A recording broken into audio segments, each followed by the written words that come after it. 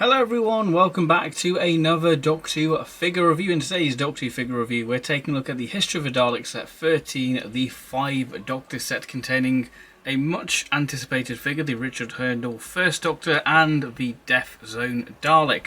So the way this video is going to work is we're going to take a look at the packaging, take a look at the articulation detail for both these figures and do a comparison on what character options have done to make these new figures. So without further ado, let's take a look. Taking a look at the packaging for the History of the Daleks set 13, so we've got the Doctor Who logo there, the TARDIS, this lovely sort of blue vortex which is the same as the backdrop, and you can see the figures there rather nicely against this sort of blue vortex. The name of the set there, History of the Daleks set, limited edition, the scale of the figures and what the set includes. On the side we don't have the Doctor's name, so it would have been quite nice to say sort of the 5th Doctor, but I guess people might be confused that it's the 1st Doctor but not actually the 1st Doctor. That's a bit confusing, so I can see why they probably haven't done that. History of Daleks at 13, and then we have info on the 5 Doctors and the behind the scenes info, so do feel free to pause if you want to have a little read about that, and the side there. So let's open this up and take a look at the figures. Kicking off this review with Mr. Richard Hurndall himself, Mr. Pineapple Man, I guess. So this figure has been sort of prototyped for about 10 years. It was on that massive sort of character options leaked image of prototypes, and Richard Hurndall was there. Now this isn't that head sculpt, they've had to do a new head sculpt, and we'll talk about that in a minute. So we'll take a look at the articulation, then the detail, and we'll take a look how he compares to the other First Doctor figures in the line. So let's take a look at the articulation. Articulation wise, for the Richard Hurndall First Doctor, the head can move side to side. Now the head is removable, so I guess you can get a little bit of movement out of it, and of course you can do some cursed things like this. The War Hurndall, everybody. So the arms can do a full 360 degree turn, bend at the elbow, the wrist can do a full 360. We do have waist articulation, but is hindered by the frock coat, and the legs are on a T-crotch joint, so they can move ever so slightly outward, but again hindered by the coat and can kick out. We have 360 at the thigh and bend at the knee. Moving on to the detail for the Richard Hurndall figure, so let's take a look at the head sculpt, which is the main talking point for this, because it's essentially a First Doctor figure but with Richard Hurndall's head sculpt. Now I will say the head for me, it looks a little bit too big for the body. I know that this is a bit of a kit bash, but for me I think like the head just seems a little bit too big. Like the head you know, doesn't really sit well on the body, and hence why it's a little bit wobbly. But if we take a look at the actual head sculpt, it's a pretty good likeness to Richard Hurndall. I think that it is very good. The head sculpt is very well with the hair. We've got a sort of base white coat with a sort of grey wash over it to really highlight and accentuate the hair strand details on the wig. Now one negative I will say about this head sculpt is this sort of join line, this sort of seam line where the mould has all come. It's not really noticeable sort of head on, pun intended there I guess, but sideways you can really notice that sort of join sort of seam line there, which is a little bit sad. You can see sort of the wrinkling detail where sort of the neck sort of sagging on Richard Hurndall. We've got a nice sort of details of the lines on the forehead. That's all done very nice, and sort of can see sort of the cragginess of Richard Hurndall's face. Because I think the paint apps are pretty well done. They're not too thick, so you can still see some of the finer detail on the sculpt. But yeah, definitely does look like Richard Hurndall.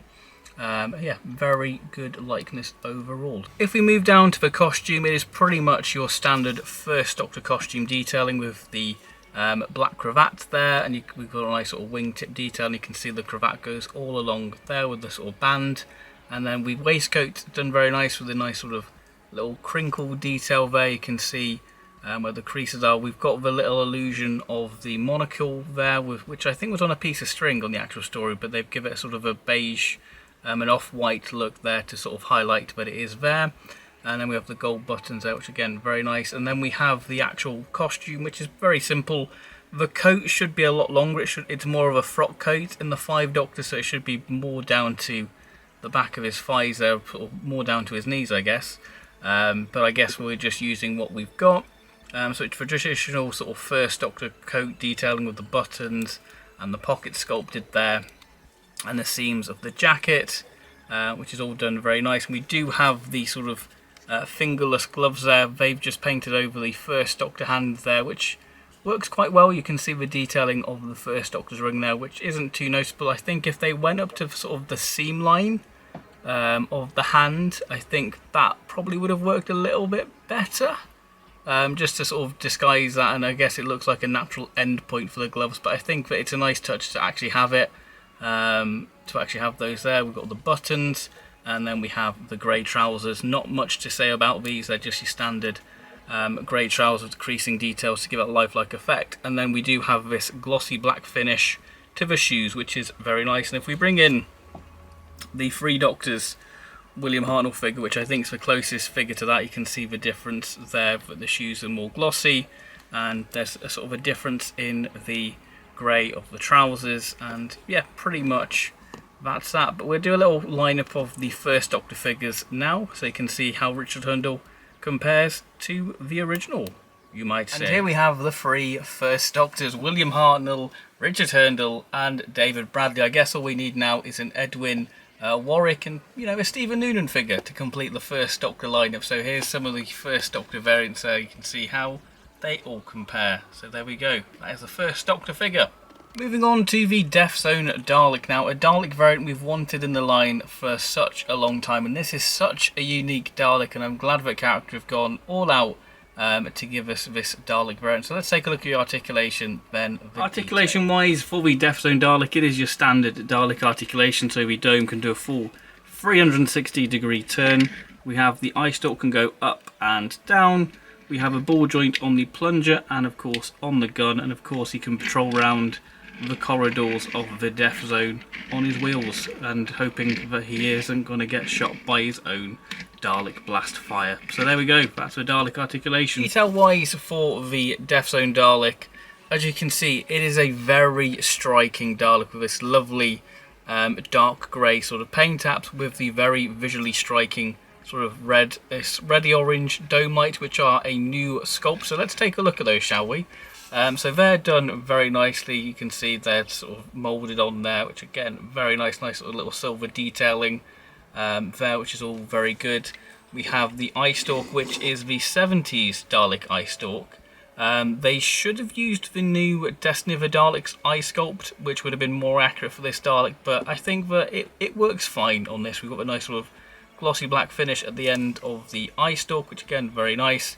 We have the traditional Dalek mesh detailing, and we do have the new feature of the extended neck pin. Again, I think that should have, you know, a little bit of mesh detailing just to help accentuate it. But yeah, it's not really as noticeable on the Death Zone Dalek compared to the Necros one, but it does look very nice.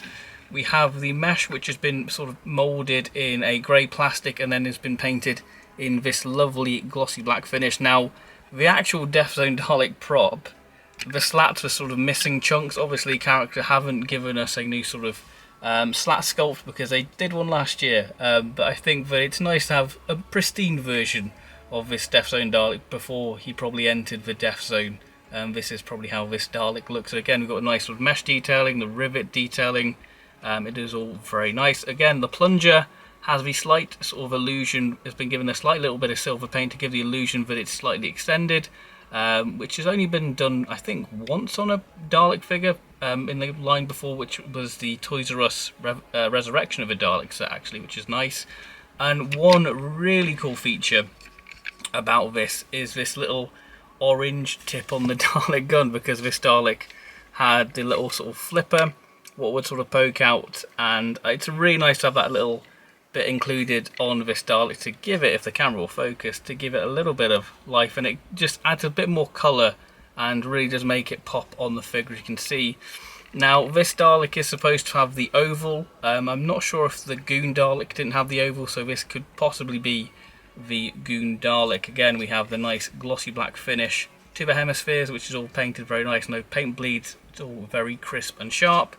And then we have the two-tone Dalek fender there. I thought I'd do a quick little Dalek lineup of some of the grey Daleks in the character options line. So I've used the Planet of the Daleks, Dalek, the new Genesis of the Daleks one, the Death Zone Dalek, Toys R Us Resurrection of a Dalek set, the Revelation of a Dalek, Scarizian Dalek, and a Renegade Dalek from the Toys R Us 2-pack. So you can see how visually striking the Death Zone Dalek is compared to the others, and just sort of give a comparison of the different shades of grey of Daleks we have. So yeah, you can see that it is definitely striking with that sort of orangey red pop of the dome light and the little flipper on the gun. You can just see how striking it is of a Dalek, and such a unique Dalek, and I'm so glad that it is in the 5-inch character options line. So what are my overall thoughts on the History of Daleks set 13 of the 5 Doctors Death Zone set? Well, I love it. I think this might be my favourite of the sort of September wave of 6th Doctor and TARDIS and Revelation of a Dalek set, because I think it's a set fans have wanted for a long time. We've wanted a Richard Hurdle figure, and to get a Death Zone Dalek which is so visually striking with sort of a dark bluey grey and against the sort of reddy orange, it really has a lot of shelf presence and it just pops. I do have a few little minor niggles with the Richard Hurdle figure, which I think he's still a great figure. It's exactly what it says on the tin. It's Richard Hurdle as the first Doctor. I just think, the sort of seam line on the head's just a little bit too glaringly obvious. And I think the lack of accessories as well. I think that's one thing with the B&M sets, is that in 2021 we were getting some lovely accessories, with the Sensorites, of Vords had their knives and all that sort of stuff, but it's a shame the Doctors can't have sonic screwdrivers. The first Doctor can't have his walking stick, and I think it would have been nice to have the Richard Hurdle figure come with a walking stick. They could have used the walking stick probably from the Impossible set, something like that, or the Time of a Doctor set. I can't remember which set that's in. Just something like that, or throw in a pineapple chunk just for the fun of it, really. I think it's still a great set. I think that it's nice to have Richard Hurdle have that representation on the shelf, and it's great to have a little 5 Doctors display in your Doctor Who figure collection, because it is one of the most celebrated stories of classic Doctor Who, and it's a brilliant story in its own right, and it's great to have that representation on the shelf.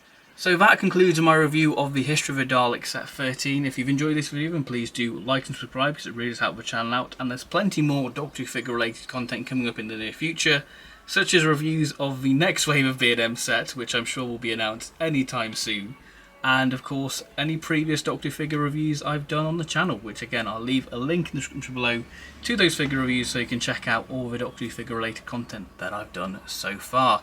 So thank you everyone for watching, and I'll see you next time. Bye bye.